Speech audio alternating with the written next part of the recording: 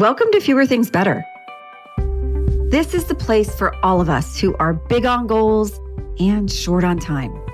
Together, we'll explore smart, simple ideas on how to retrain your brain and unlock your life. I'm your host, Kristin Graham. Let's get started.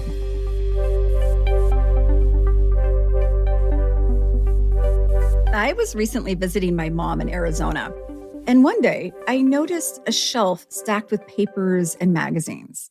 I started to flip through it and I realized they were going back more than 5 years. So I asked her about it and she said, "Oh, yeah, I always mean to read them. And now it's just become my to-read pile."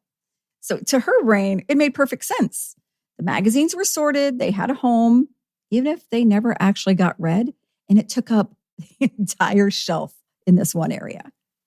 The bottom line on top of this episode is that sorting is only the first step in deciding. But it's a very comfortable place where our brains can get stuck.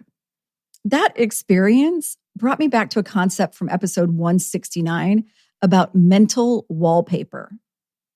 This happens when the things we see all the time slowly fade into the background of our awareness.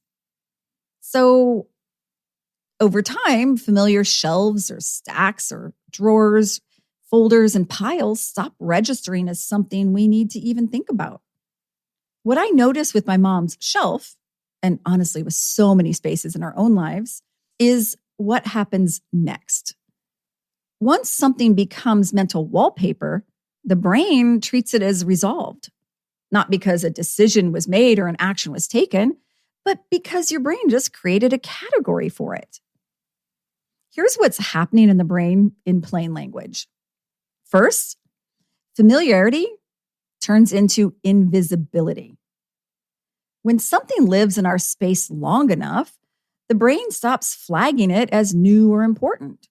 It doesn't demand attention or even make it onto our to-do list. It simply blends into the background. Second, categorization creates a sense of closure. Once we decide what something is and where it belongs, the brain gets a feeling of completion. Okay, that's to read, or that's just in case, or that's winter clothes. Oh, that's where we put important papers. Knowing the category quiets the brain, even if a decision was never actually made. And third, when there is uncertainty, the brain sees safety in surplus. This is our just-in-case instinct. Like this, I don't know if I have ketchup at home, so I'll grab one now, just in case. It's also a very human response to an unpredictable world. Like when people start stocking up on bottled water and toilet paper when there's a storm coming. Or what about those things in the closet, the garage, maybe up there on the top shelf? There's a bit of, what if I need this later? Oof, what if I can't replace it? And that cashmere sweater someone gave you a decade ago but you don't wear, there's this sense of, what if I regret letting it go? Now, add on decision fatigue to the mix, and keeping things becomes the easiest, safest option. Not because it's the best one, but because it postpones the discomfort behind the decisions. The irony is that postponing it ends up creating more stress over time, not less.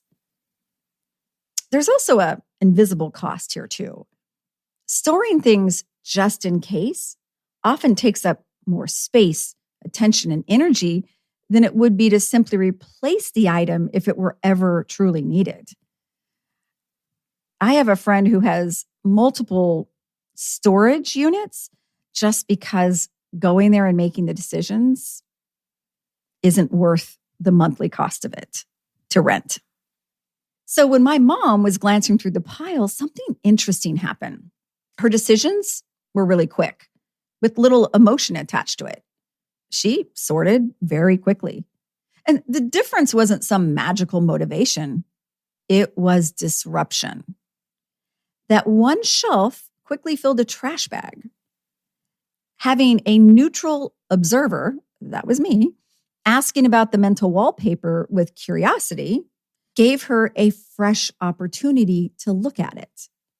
And this doesn't just happen with physical stuff, it happens digitally too.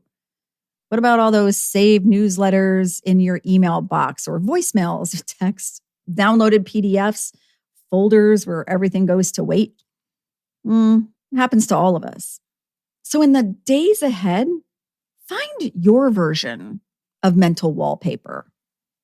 It could be a box on a shelf with unknown items, a corner of the closet with stuff that's just tucked away, that one drawer that's become a catch-all, or maybe it's digital folders or your actual desktop.